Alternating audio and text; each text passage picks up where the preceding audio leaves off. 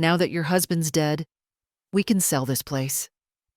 He said it without hesitation, as if he were talking about an old sofa, not the home I'd lived in for 51 years.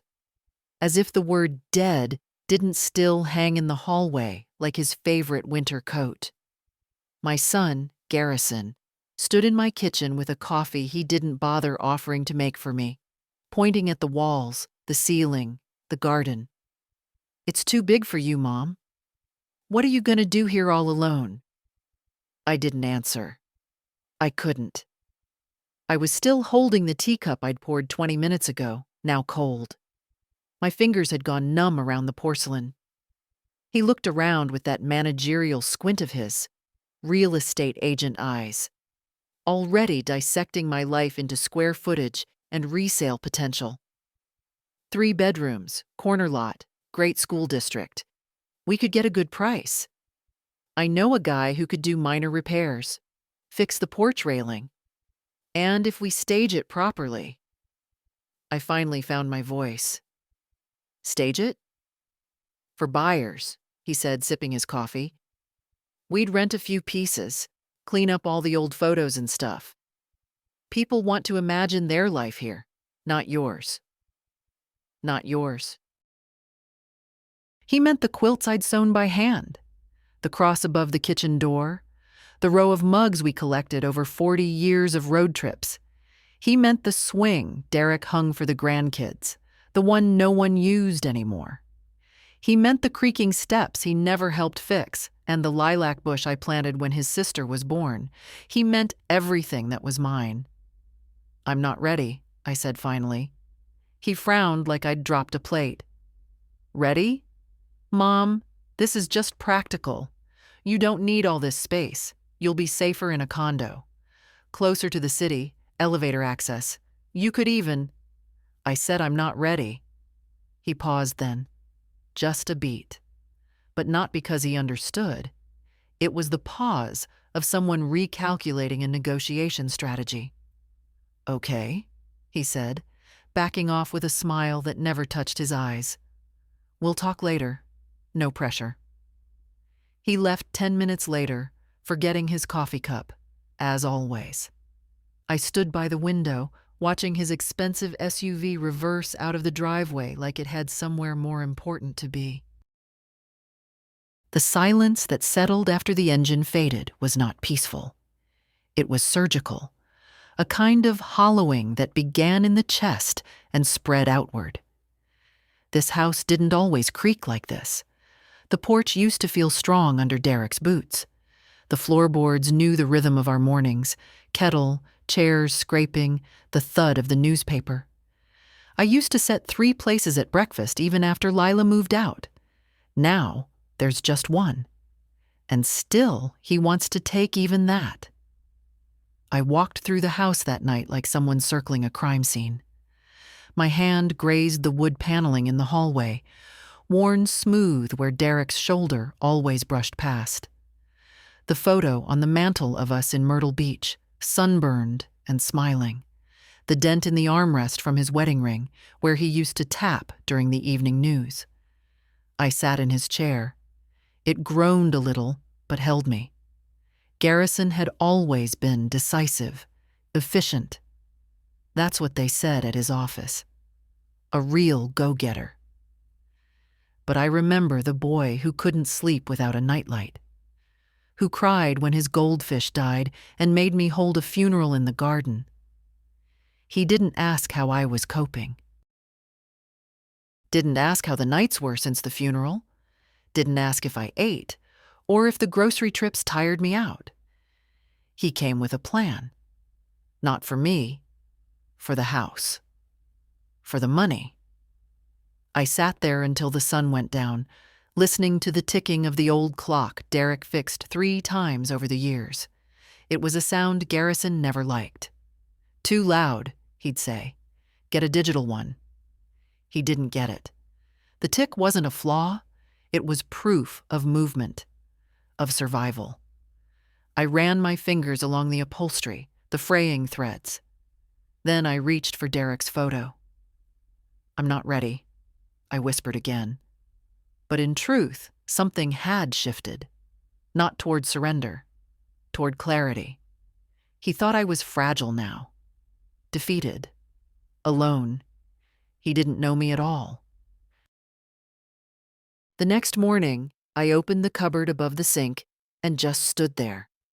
Half a box of oats, a nearly empty jar of marmalade, tea bags, the cheap kind, the ones I always saved for company I didn't particularly like.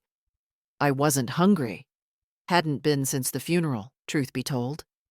Derek used to say I made the best scrambled eggs in the county, and I'd roll my eyes, but I always made them anyway. For him, for the smile he gave me on the first bite. Now I boiled water, poured it over a tea bag, and sat in silence while it went cold. I left the cupboard open and walked to the dining room. The chairs looked too stiff, like they were bracing for something. The long table still had the lace runner I'd ironed 2 weeks before Derek got sick. I kept meaning to take it off. I kept meaning to do a lot of things. In the center of the table was the wooden bowl Derek made in a woodworking class when he turned 65. It was supposed to hold fruit. Now it held keys, rubber bands, and a few pennies too tarnished to spend.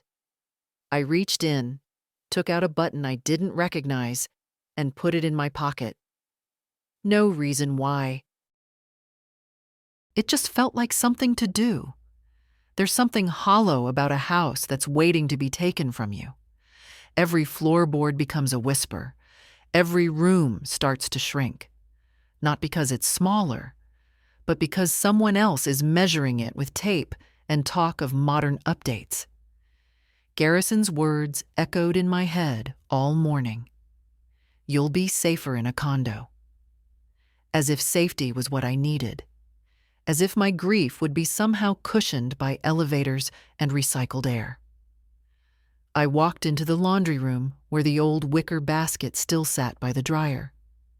I hadn't touched Derek's last shirt, still folded over the edge like he'd just taken it off. It smelled faintly of cedar and the cologne he wore only on Sundays. I pressed it to my face, and my knees buckled just a little. Later, I found myself sitting at the kitchen table again, this time with the utility bills spread in front of me. The handwriting on the check stubs was mine, but the numbers next to Garrison's name weren't small. Last Christmas, he needed help with a temporary cash flow issue. I sent $5,000. The year before that, I helped them cover Rebecca's braces. And wasn't it me who paid for the first down payment on their house when he and Teresa got married? The list went on, and yet he stood in this same kitchen, looked around, and said, "We can sell this place." We.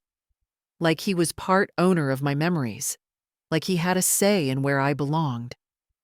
I opened the bottom drawer of the hutch, the one that's still stuck on the left side.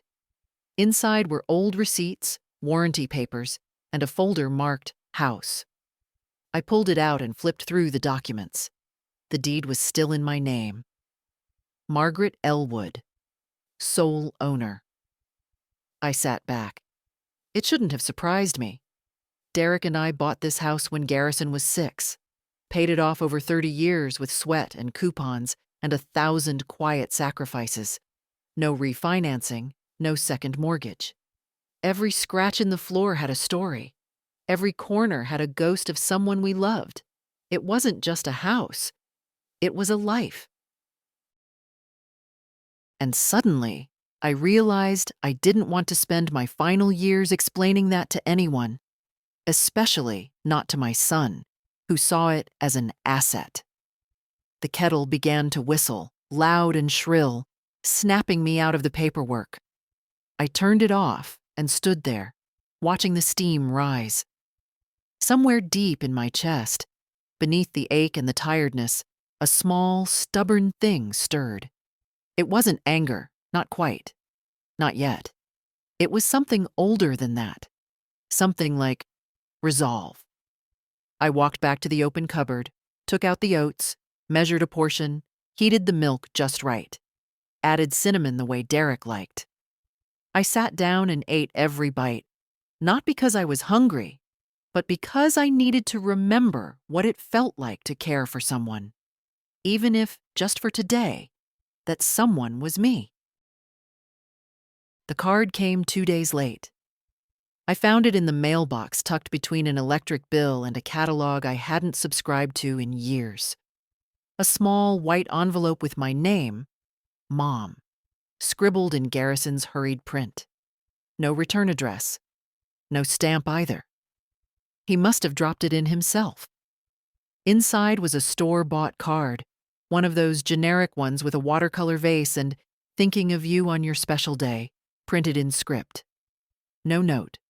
Just his name at the bottom, Garrison. As if I were a stranger who needed reminding. I turned 76 last Thursday. No visit, no call. Just a card. Dropped off like an obligation. He used to make me cards. When he was small, he'd sneak construction paper out of the drawer and sit on the kitchen floor, tongue sticking out as he traced crooked hearts in red marker. "To the best mommy in the world," he'd write. I kept those cards in a shoebox, wrapped in ribbon, upstairs in my closet. I hadn't looked at them in years. Maybe I should. After Derek passed, birthdays stopped feeling like milestones. But even still, a call would have been something. A voice. A question. "How are you, Mom? Are you okay today?" But no, just that impersonal card. That evening, Teresa posted photos from their family dinner on Facebook. I'm not on Facebook, but Ruth is. She showed me the pictures on her tablet the next morning while we drank coffee on her porch. "There's Garrison," she said, tapping the screen. "At that new Italian place. Looks fancy."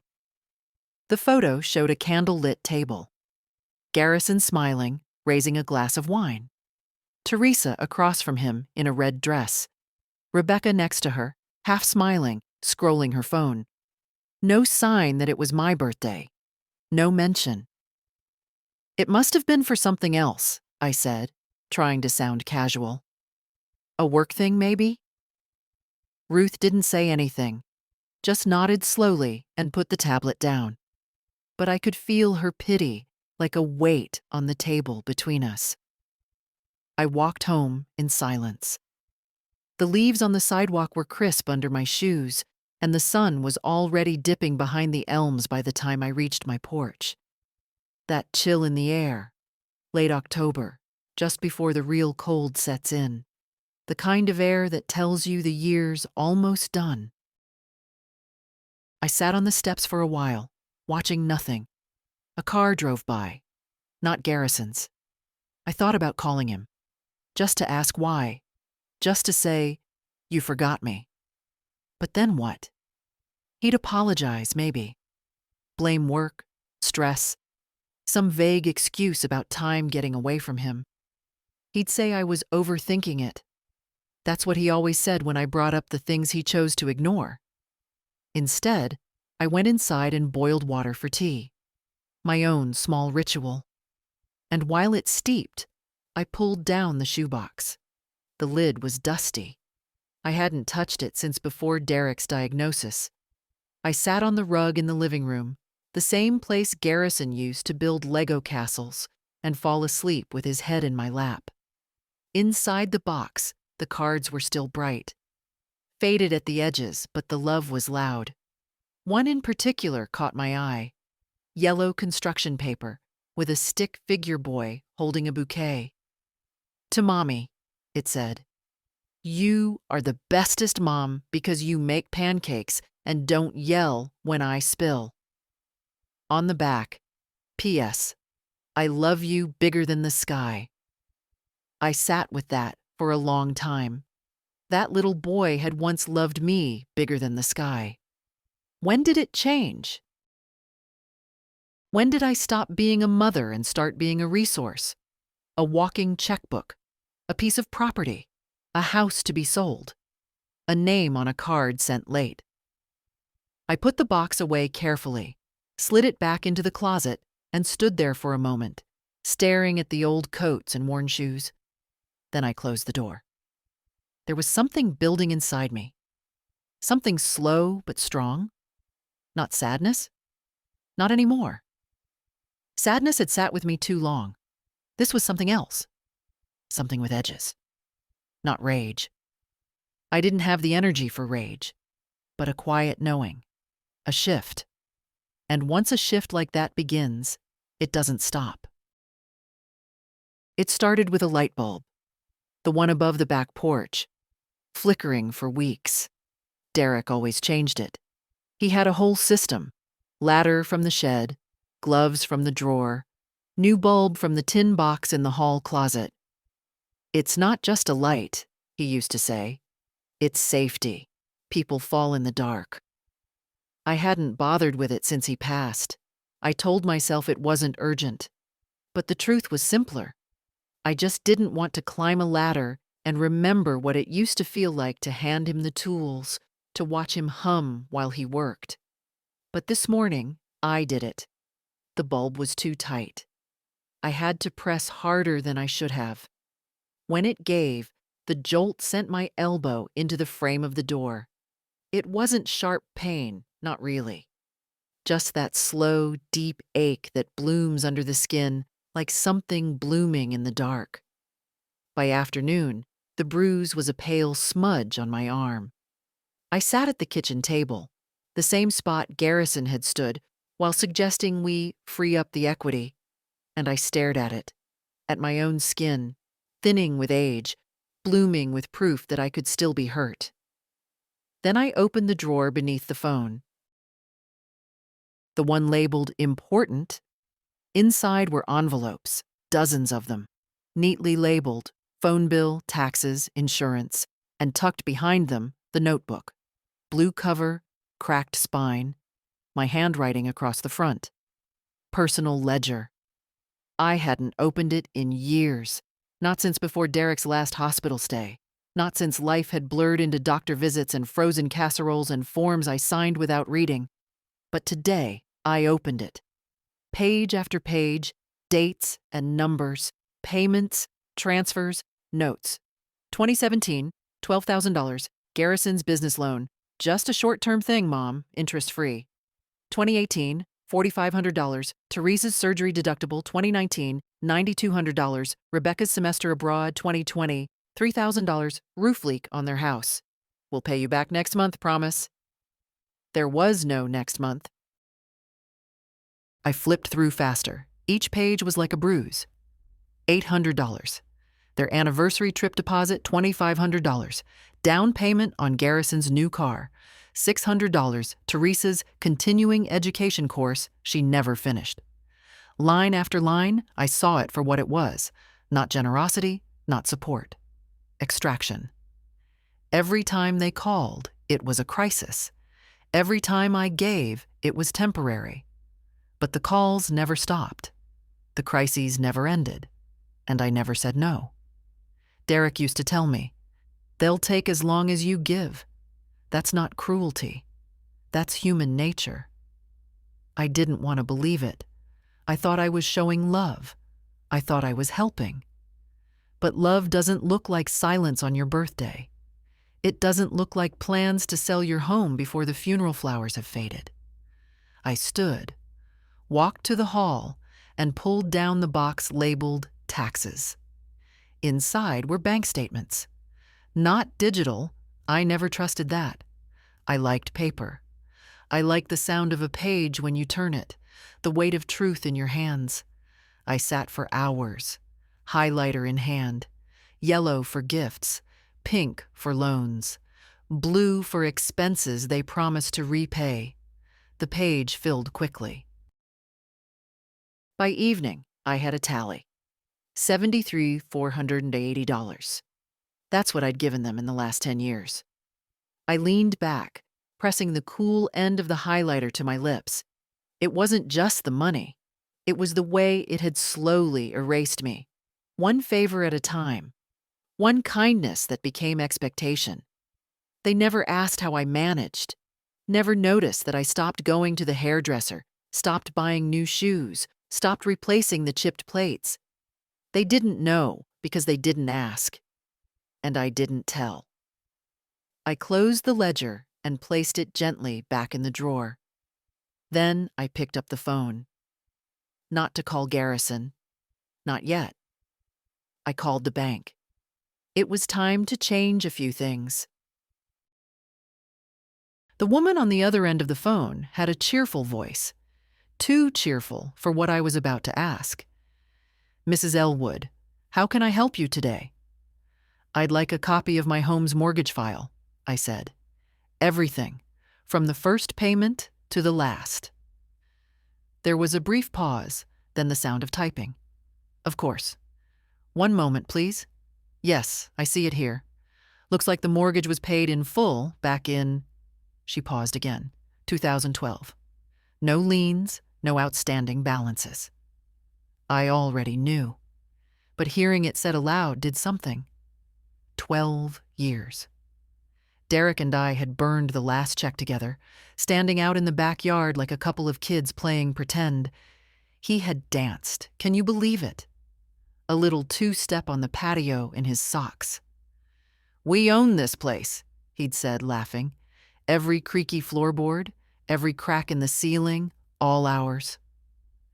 And now Garrison thought it was his, as if I'd been holding the title in trust for him, as if my decades of budgeting and sacrifice and skipped vacations had been part of his inheritance plan.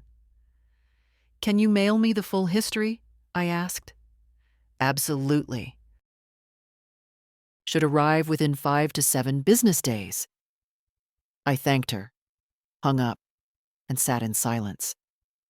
The kitchen was still. Just the soft hum of the fridge and the whisper of leaves brushing the window. I looked around, not at the appliances, not at the cabinets, but at the space itself. The way morning light slanted across the floor. The faint ring where Derek always set his mug. The chip in the tile from when I dropped a pie plate the Thanksgiving his mother came to stay. This wasn't just a structure. It was a vessel. And it was mine. I walked out to the front porch, the one Garrison had called outdated and dangerous looking. He said no one wanted steps like that anymore. "It's all about sleek entries and minimal landscaping," he'd told me. "We'll hire someone to tear out the bushes." Tear out the bushes. The ones Derek trimmed every spring, even after his hands started shaking. The ones I planted in '86 with a neighbor's help when we couldn't afford a landscaper. They bloom every April, like clockwork. First thing you see when you come up the walk. I ran my hand over the porch rail. A little splintered, sure, but solid. I wasn't going anywhere. Not yet. I pulled out the chair cushion from the storage box and sat in Derek's rocker. The cushions sagged in all the familiar places. I pulled my sweater close and stared at the driveway. Empty. I didn't want Garrison to show up, but part of me wondered. Would he? Had he sensed the shift in our last conversation? Did he understand what he'd started? Or was he still sitting in his city office, drawing up plans for my future without asking if I had one of my own? My eyes wandered to the small garden bed by the porch. I'd let it go this year. No tulips. No marigolds. I couldn't bring myself to dig in the dirt without Derek's voice behind me, reminding me to go easy on that back. But now I wanted to dig. I wanted to plant something, to reclaim the soil as mine. I stood, went to the shed, pulled out the rusted trowel and gloves. Knees didn't like it. They protested as I knelt. But I got down anyway. I turned over the dry soil, broke it up with slow, careful hands, pulled out old roots, felt the ache move through my shoulders and spine like a conversation I hadn't had in years. The sun began to dip. By the time I stood up, my hands were sore, my knees stiff, but there was a clean patch of earth in front of me. Ready. Something small and blooming would go there. Something new. Not because I was starting over, but because I was staying. And if Garrison wanted to talk value, well, I had my own measure. And it didn't start with square footage. They came on a Sunday, unannounced, of course. Teresa led the way, like always, holding her purse like it carried more than receipts and lip balm, like it held authority. Garrison followed, phone in hand, tapping away as they stepped inside. "We were in the neighborhood," Teresa said, air-kissing my cheek. It was a lie. They lived 45 minutes away. But she said it like she was doing me a favor. Like her presence was a gift I hadn't earned, but somehow still received. I hadn't made coffee. I hadn't baked anything. That used to bother me, not having something to offer. Today, I simply said, "You can sit in the dining room. It's warmest in there." Teresa walked ahead, surveying the house like a realtor. "You still haven't replaced those curtains?" she asked, settling into the same chair she always chose, the one with the best view of the backyard. "I saw a sale at Modern Nest. They've got lovely sheer panels that would really open the space." "It's not a stage," I said, pulling out the chair across from her. "It's my home." She gave a tight smile. "Of course. Just trying to help." Garrison finally looked up from his phone. "Did you think about what we talked about last time?" I looked at him, really looked, for the first time that afternoon. Same face I used to wipe with a warm cloth.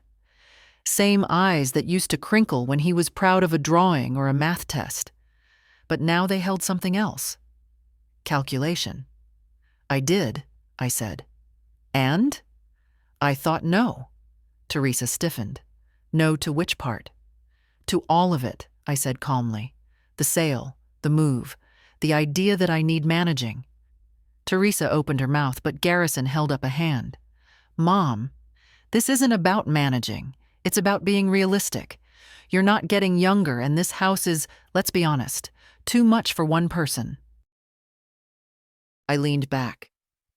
"Too much for me? Or too far out of reach for you?" He blinked. "What does that mean?" "It means I know how to read a bank statement. I know how much I've given, and how much hasn't come back. And now you've got your eye on something else. The biggest thing left." Teresa scoffed. "No one's trying to take anything, Margaret." "Then why are we talking about selling what isn't yours to sell?" The room went quiet.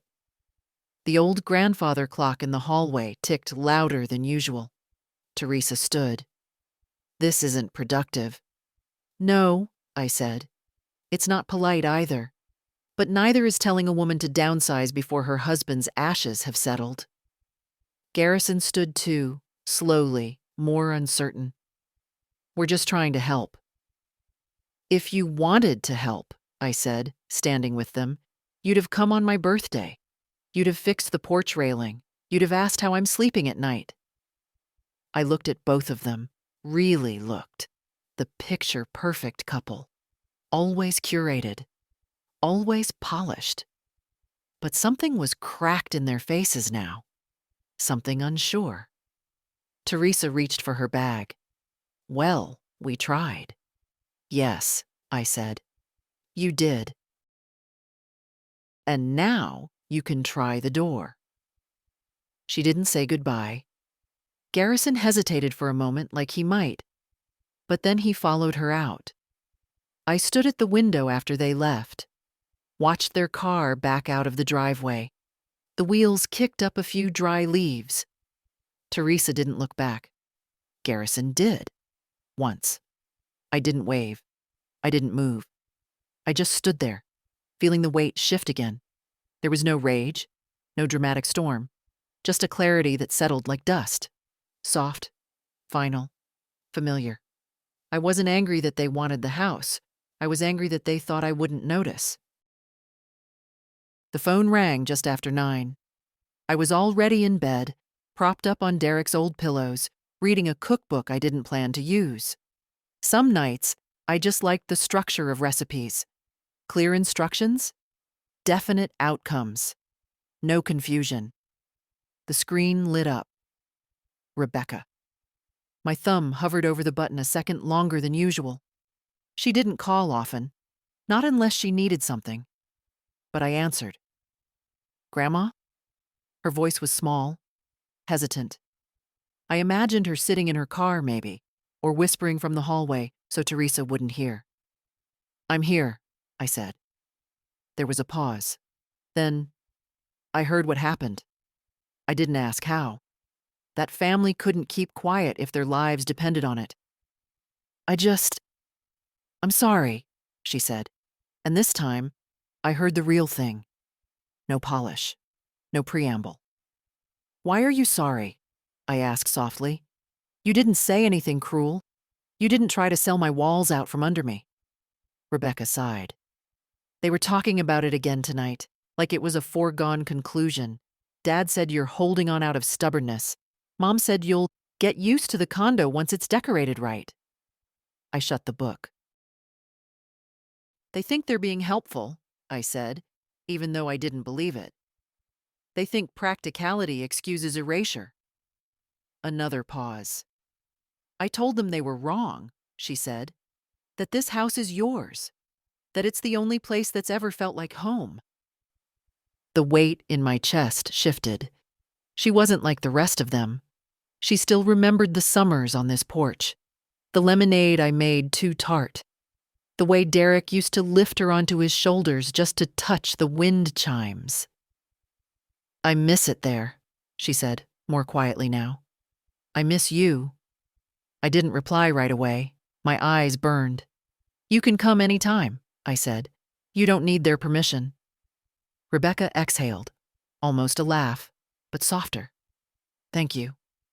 We talked for a while after that, about school, her job, a boy she liked but hadn't told her parents about yet. It was the kind of call I hadn't had in years. No asks, no conditions. Just talk. Real. Warm. Before she hung up, she said something I wasn't prepared for. Grandma, don't let them wear you down. You're stronger than all of them combined. I didn't answer. Couldn't. My throat was too tight. But after the call ended, I lay in bed, staring at the ceiling, my hands clasped over the book. She still saw me. She remembered. That night, I didn't reach for sleeping pills. I didn't need them. Rebecca had reminded me of something I'd been starting to forget. That I wasn't just someone's leftover responsibility. I was a person, a woman, a grandmother, and I still mattered. In the quiet, I whispered it aloud, just to hear it spoken. I still matter. The walls heard me, and I think they agreed. Ruth showed up the next morning with scones and a look that said she already knew more than she should. I brought the cranberry ones, she announced, breezing in like she always did, bypassing the formality of a knock. And I swear, if you try to feed me that bitter tea you keep around for company, I'll dump it straight in your fern. I smiled in spite of myself. You always were bossy. She set the scones on the kitchen table and pulled out 2 mugs. I'm consistent. That's different. I made the good tea, the one I kept tucked behind the spices, reserved for days when I wanted to remember that I once had a taste for small luxuries. We sat in silence for a while, sipping, chewing. The morning light spilled through the window in that soft way it does when the air still smells like dew. Outside, a squirrel chased a leaf across the porch rail. Then Ruth set her mug down and said, I heard about Garrison. Of course she had. Her nephew worked at the bank. Small towns are always efficient when it comes to gossip, especially the kind with dollar signs. I didn't tell him anything, she added quickly. But word gets around. I nodded. It's fine. I haven't exactly been subtle. Ruth leaned forward. What did he say, exactly? About the house? I told her. Not all at once, not dramatically. Just the facts, laid out one after the other like old receipts. The birthday he forgot. The mortgage I paid alone. The late-night call with Rebecca. The moment he stood in my kitchen and used the word we like, it belonged there. Ruth didn't interrupt. She just listened. The way real friends do. The kind who know when silence is better than solutions. When I was done, she reached across the table and put her hand over mine. You know what I think? No, I said. But I imagine you'll tell me. She smiled. You've been more than generous. Too generous. And now they've mistaken your kindness for consent. That stopped me. Kindness for consent. I hadn't thought of it that way before. But she was right. Every time I nodded, every time I paid, every time I bit my tongue, I was saying yes, even when I meant no. Ruth took a bite of her scone and chewed slowly. My sister's kids tried that with her, tried to convince her she couldn't manage, that it was time to think smart about her future. You know what she did? What? She packed their bags and changed the locks. Said if they wanted to live in a house so badly they could go find their own. I laughed. I don't have it in me to be that dramatic. You don't have to be, she said. You just have to remember who you are. Before Garrison. Before they started treating you like a walking checkbook. I looked at her. Really looked. Ruth. With her sharp tongue, her bird-like bones, her impeccable memory. She'd outlived 2 husbands, buried a child, and still managed to laugh like someone who'd never known a bad day. I don't know who I am anymore, I admitted quietly. Yes, you do, she said. You're just used to whispering her down. We finished our tea in that easy silence that comes with history. When she stood to leave, she kissed the top of my head. Don't let them take it, Margaret. Not the house. Not your voice. After she left, I washed the mugs and stood at the sink for a long time, letting the water run over my hands. The drain gurgled softly, the way it always had. And I thought, maybe for the first time in weeks, that I didn't feel quite so alone. The next Tuesday, I put on my gray coat, the one with the velvet collar Derek used to say made me look damn dignified, and walked to the bus stop with a folder in my handbag and a quiet certainty in my chest. Baxter and Cole had been handling our affairs for decades. They helped us buy the house in '73, set up Derek's modest will in '91, and filed the paperwork when we paid off the mortgage. Back then, the office was in a little brick building near the library. Now it sat in one of those glass and steel towers that made the rest of town look like it needed ironing. I stepped into the elevator, floor 6, and told the receptionist my name. She smiled, clicked a few keys, and said, "Mr. Kaufman will be with you shortly."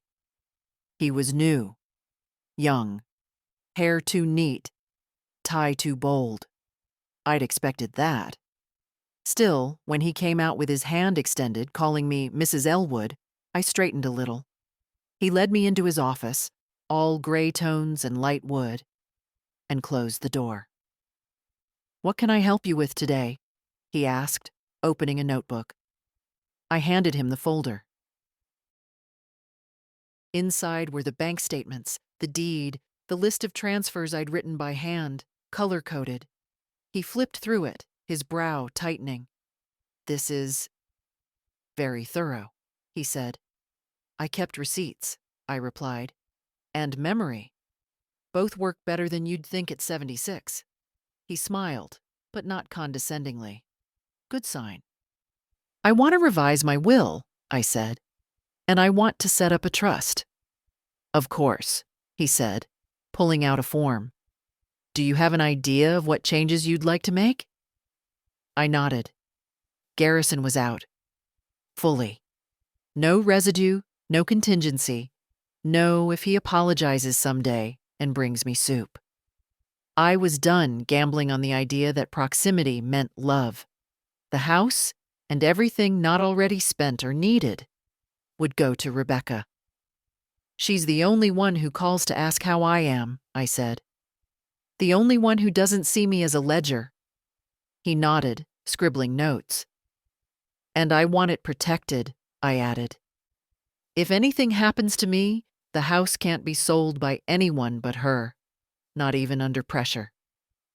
That's what a trust can do, he confirmed. We can set it up so she inherits it directly, but it remains separate from any marital or family claim. That way, if she's ever pressured or manipulated, she won't be, I said firmly. But I want her to know I planned for that anyway. He worked quickly, but explained everything as he went. It didn't feel rushed. It felt clean, like a room that had just been dusted and opened to sunlight. When it was done, he handed me a copy of the draft. I'll file the papers and have the originals for you by the end of the week, he said. Anything else I can help you with? I paused. Yes, I said. I'd like to write a letter to accompany the will. He tilted his head. A personal one? Yes, for Rebecca. To be opened only if... I hesitated.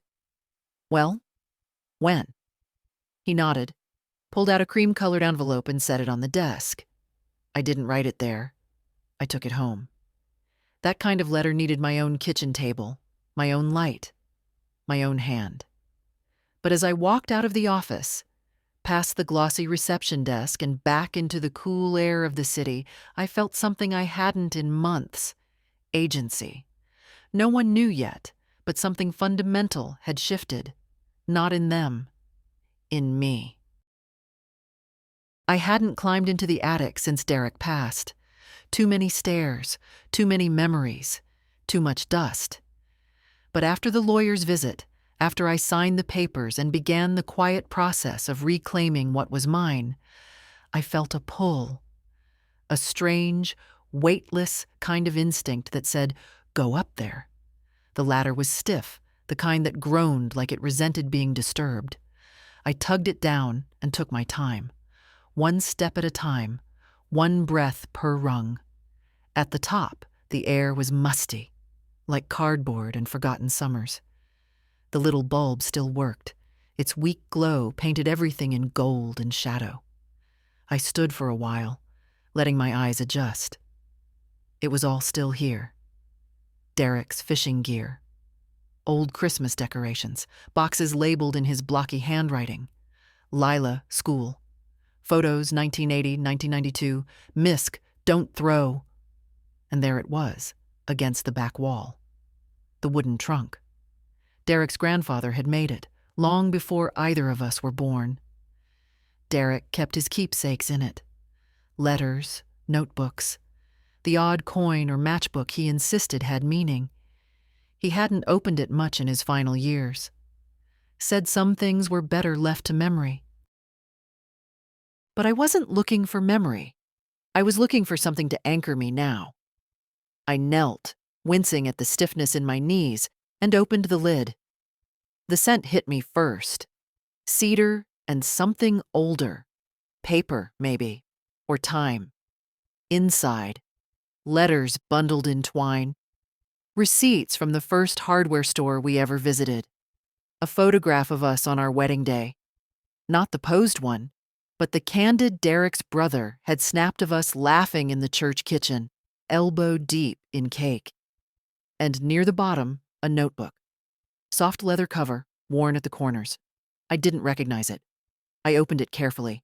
It was his handwriting. Slanted, deliberate. Dated at the top. September 1996. The first line made my throat tighten. For Margaret, if I'm not around when you need to read this. I sat down right there on the attic floor, my back against an old suitcase, and read every page. It wasn't a diary. Not exactly. more like pieces of thought, observations, love letters dressed up as ordinary reflections. He wrote about the day Garrison started college, how proud he was, how worried, how he saw the shift beginning, the distance.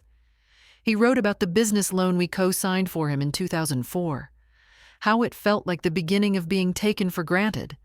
He wrote about me. She gives more than she should. Always has. But if anyone thinks she's weak, they've never seen her dig a trench in July or fight a bank manager over a 0.2% interest discrepancy. She's got steel in her spine. She just forgets sometimes. The tears came slowly, not like a storm, like a quiet river moving through me. Page after page, he saw it all. The love, the sacrifice, the slow erosion. They'll try to make her small, he wrote once. Not out of cruelty, but because they don't know how to carry the weight of all she's built. I hope she remembers it's hers. I hope she doesn't let them take it. I closed the book gently, like it was alive. He knew. Even then, he knew. And now, I knew too. I placed the notebook back in the trunk, tied the lid shut, and stood slowly. The attic didn't feel like a grave anymore. It felt like a cathedral. A quiet place where something holy had been whispered and heard. Back in the kitchen, I placed the photo from our wedding day on the windowsill. Not the framed one, the real one, slightly faded, crooked at the edge. Us, laughing over spilled frosting and bad music. Home wasn't just a place. It was this moment, this knowing, and I wasn't giving it up. Not now, not ever. What? The house was silent, but not the kind of silence I used to dread. It was the quiet of choice, of knowing no one was coming and feeling strangely fine with it. It was Sunday, the traditional family day, if you believe in tradition. Derek and I used to host dinners like clockwork. Roasts in winter, grilled vegetables in summer. Garrison and Lila would show up with mismatched Tupperware and wine neither of them paid for. The kids would run wild through the yard, and I'd pretend not to care when they trampled the begonias. That was before. Now, Sunday was just another day.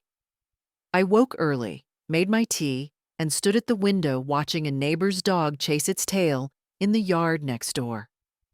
The air had that late autumn crispness, the kind that made the leaves smell warm and the floorboards feel a little cooler underfoot. I didn't expect anyone to visit. They hadn't in weeks. Not since Garrison's last performance in the dining room. Not since I'd told them no. But this Sunday, I didn't feel abandoned. I felt still. I did the laundry. Hung the sweaters just right. Wiped the baseboards. There was something deeply satisfying about touching each part of the house, claiming it, not for show, not for potential buyers, but for me. In the afternoon, I sat in the sunroom with my mending basket, sewing a button onto Derek's favorite flannel, the one I still wore on the coldest nights. The radio played quietly in the background, one of those old stations that hadn't caught up with the times. I liked that. I liked being somewhere, even mentally, that wasn't trying to be trendy. I got a text around 3, from Teresa. Just one line. We'll need to discuss your financial plan soon. There are things that concern us. I stared at it for a long while. No greeting, no question, no warmth, just assumption. I didn't respond. Instead, I deleted it. That night, I made myself a proper meal. Roasted carrots and potatoes, a piece of fish I seasoned the way Derek used to. I set the table for one, lit a candle. Not for drama, for peace, for intention. As I ate, I thought about what had shifted. Not much on the outside. They were still themselves. Garrison still distant. Teresa, still sharp-edged and calculated. But I wasn't the same. I wasn't waiting for the phone to ring. I wasn't watching the driveway or checking the porch for footsteps. I was simply here, present, in my home, uninvited by anyone else but fully welcome by myself. When I finished dinner, I washed the dishes slowly. No rush, no pressure, just the sound of water and ceramic. That night, I didn't check the door twice. I didn't peer out the curtains. I didn't rehearse any conversations in my head. I put on Derek's flannel, turned off the lights, and climbed into bed with the kind of quiet that only comes when you've stopped apologizing for your own existence. The wind picked up outside. The house creaked the way it always had. I whispered into the dark, just before sleep took me, "You're safe with me." And I meant it. To the house, to myself, to all of it. It was raining the morning I wrote the letter. Not a dramatic storm, just a gentle, steady tapping on the windows. The kind of rain that makes you feel like time has slowed down on purpose. I made a pot of tea, sat at the kitchen table and pulled out the good stationery. The thick kind, cream-colored, with the faint floral border I'd been saving for a better occasion. Apparently, this was it. I didn't write it out of anger. I'd had my fill of that. Anger was loud, messy. What I felt now was quieter, sharper, more precise. I opened the folder with the documents from Mr. Kaufman, the trust paperwork, the revised will, the bank authorizations. I laid them out like pieces of a map, each one pointing to a future that no longer involved tiptoeing around my own child's entitlement. The letter was short. To Garrison Elwood, "This is to inform you that as of this date, I have formally revoked all financial access and authorizations previously granted to you in connection with my accounts, property, or estate. There will be no further discussion. Please do not contact me regarding my financial decisions. They are no longer your concern. Margaret Elwood." I signed it in full. Not mom, not mother, not love, always. Just my name. I folded it neatly and placed it in an envelope, along with copies of the revocation forms I'd already submitted to the bank and the lawyer. Then I wrote his address on the front. In my own handwriting, the same script I used when I signed his permission slips and wrote his lunch notes and addressed his wedding cards. I didn't drive to the post office. I walked. In the rain. Without an umbrella. It wasn't symbolic. I just didn't feel like fussing. The rain felt honest. The clerk at the post counter was a young woman, maybe 20. She took the envelope, weighed it, and asked if I wanted tracking. "Yes," I said. "I want to know when it lands." She gave me a receipt. I folded it into my coat pocket like a quiet promise. On the way home, I stopped at the bakery and bought a lemon tart. Just one. Just for me. I ate it slowly at the kitchen table while the envelope made its way to wherever Garrison was. Probably in his office, probably planning something, probably confident that time and guilt and habit would bring me back into line. But he didn't know I'd already stepped out of it. Later that evening, the phone rang. I didn't answer. Then a message came through. "Mom, I got your letter. This is ridiculous. We need to talk." I read it twice, then deleted it. Another message followed. "I'm coming by this weekend. We're not done with this conversation." I set the phone face down on the table, and for the first time in weeks, I laughed. Not loudly, not bitterly, just one soft laugh, like the sound of a lock finally clicking shut. We were done with this conversation. He just didn't know it yet. He didn't come that weekend. The threats always sounded more urgent than they ever were. That's something I'd learned over the years. Garrison liked to loom more than he liked to act. He'd puff himself up with certainty, then let the air out slowly, hoping I wouldn't notice the silence that followed. Instead, someone else came. A knock at the door. 3 quick raps, like someone unsure whether to interrupt. I opened it, expecting a delivery. Maybe Ruth. But it was neither. It was Harold Whitman. I hadn't seen him in over 2 decades. Last time was at Derek's retirement picnic. He'd been a soft-spoken man then, with kind eyes and a gentle way of folding his hands when he listened. Derek always liked him. Said he was one of the rare good ones from the old days at the paper mill. "Margaret," he said, pulling off his cap. "I hope this isn't out of turn." He looked older. Of course he did. Thinner hair, slower posture. But something about his voice hadn't changed. Still deliberate, still warm. "I was driving through town," he continued. "Stopped by Ruth's, and she said you might appreciate a visit." I let him in. We sat in the living room, the good chairs, the ones no one used anymore. I made us tea without asking. He took it with honey. Always had. For a while, we talked about nothing. Weather, the old mill, who had passed, who hadn't, how hard it was to keep a garden in this kind of clay. He asked about Derek, gently. I told him what needed telling. The illness, the end, the quietness of the house afterward. Then he looked around the room. "This place still feels like you," he said. I paused. "People keep trying to convince me it shouldn't." "I heard," he said quietly. "Ruth's got a sharp ear." I smiled. "That she does." He sipped his tea, then leaned forward slightly. "You know, after my wife passed, my son tried the same thing. Wanted to put me in a place with more support. Said it'd be easier, safer, cleaner. And did you go?" He laughed. "I let him take me to see it. Nice enough. Quiet. White walls. Empty hallways. I stood there for 10 minutes and realized if I stayed, I'd vanish." I nodded.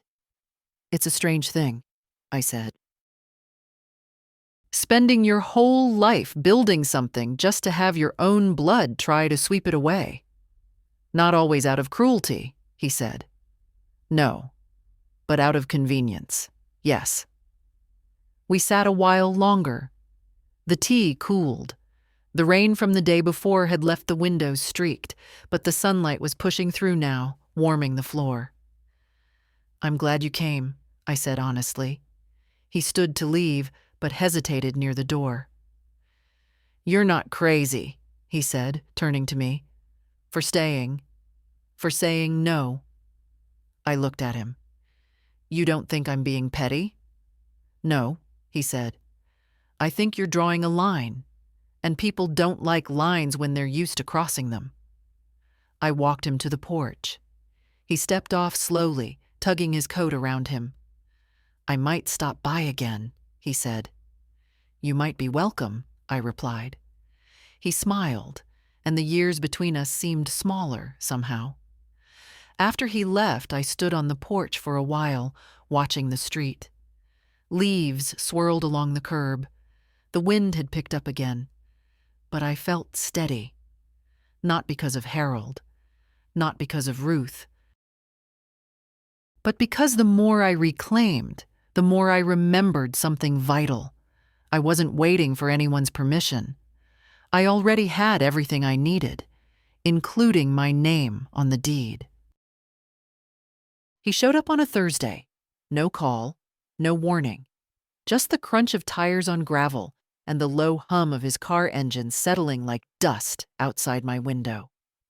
I was folding laundry. Towels, mostly. Derek used to tease me for folding them too precisely, like I was preparing for inspection. I kept folding. The knock was firm, not angry, not polite. Just a man used to being heard. I opened the door and didn't step aside. "Mom," he said, adjusting his coat. "We need to talk."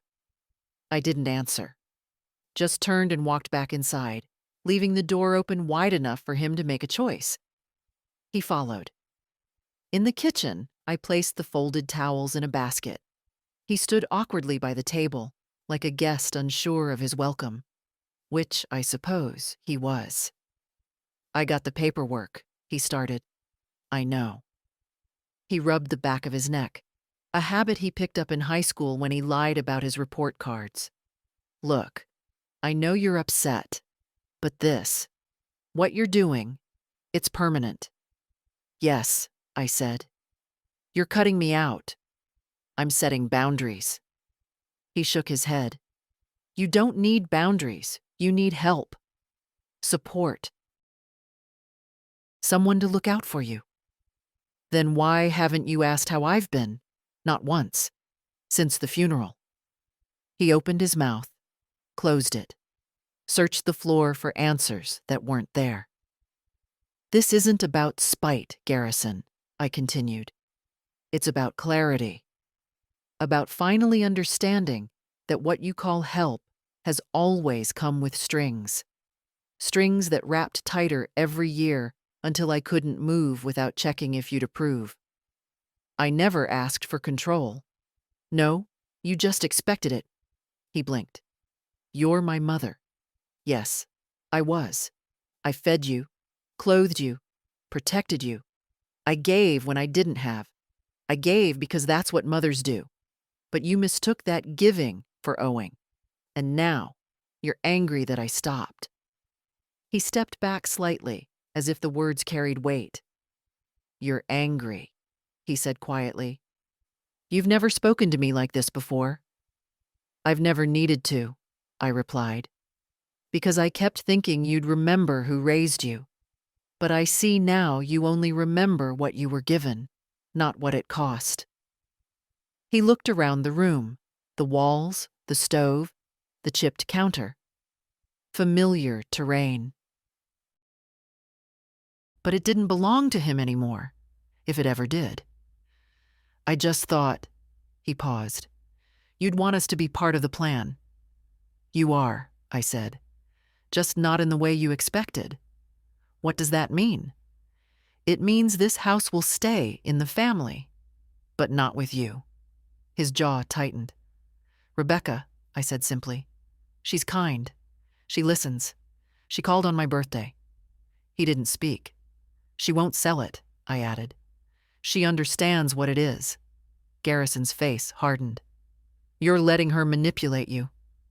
I laughed once, low, steady. "No, son, that's what you've been doing. And I've finally stopped letting you." He stared at me for a long time, then nodded, slow and bitter. "So that's it. That's it." He turned toward the door. At the threshold, he hesitated. "You'll regret this." "No," I said. "But you might." He left without another word. I closed the door behind him, locked it. Not out of fear, out of finality. There would be no more discussions, no more negotiations. This was mine. The home, the peace, the right to decide. And the silence that followed? It didn't ache anymore. It settled like a blanket. Warm, earned, and mine. The envelope was cream-colored, thick, with a faint floral border, just like the paper I used for the revocation letter. But this one felt different in my hands. I'd written it a dozen times in my head, at the kitchen table, on walks to the post office, in the quiet just before sleep. But now, sitting by the window as the light softened over the yard, I wrote the final version. I began simply, "Rebecca, my girl. I suppose you knew this letter was coming, even before I mentioned it. You've always seen me clearer than the rest of them, and I've seen that in you since the day you held my hand at Grandpa's funeral and didn't let go until I told you I was all right, even though I wasn't. You're the reason I could see the truth. I raised your father, yes, and I loved him. But somewhere along the way, Love started looking like a debt, like silence, like a house turned into a transaction.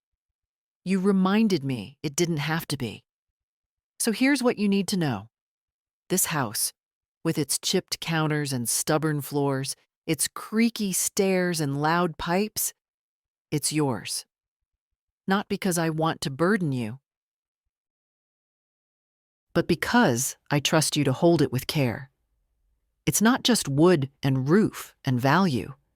It's roots. Your roots. It's stories. It's that swing in the backyard where you used to sing when you thought no one could hear. It's Grandpa's garden bed. It's the kitchen drawer that sticks. It's the place where your grandmother remembered who she was. When the time comes, this house will be in your name. It cannot be sold without your signature. No one else, not your father, not Teresa, not any lawyer they find, will have the right. Do with it what you will when you're ready. Live in it. Restore it. Sit on the porch with strong tea and stronger opinions, or pass it on to someone who will love it the way it's meant to be loved. That part will be yours to decide, but never let anyone tell you that your care is weakness, that your softness is naive. You saw me when no one else did, and that sight saved me. I'm proud of you, and if I'm not around when this letter finds you, just know that my name is on every wall, not in ink, but in memory, and yours will be too. With all the fierce love in my bones, Grandma, I folded it carefully, sealed it, and placed it in the drawer where I kept the good scissors and the recipes I didn't need to read anymore. Next to it, I placed the deed transfer document, already signed. Mr. Kaufman would file the rest. The house was quiet, but it wasn't empty. That night, I lit one candle. No reason, just because. I ate dinner by the window. I watched the porch light flicker, then hold steady. I ran my fingers over the table Derek built with calloused hands and too many splinters, and I smiled. Not because I'd won, but because I'd remembered myself. If you've read this far, you understand why stories like this matter. Leave a comment, share your thoughts, or pass it on to someone who needs to remember their voice. We don't always get the ending we wanted, but we can still choose our own.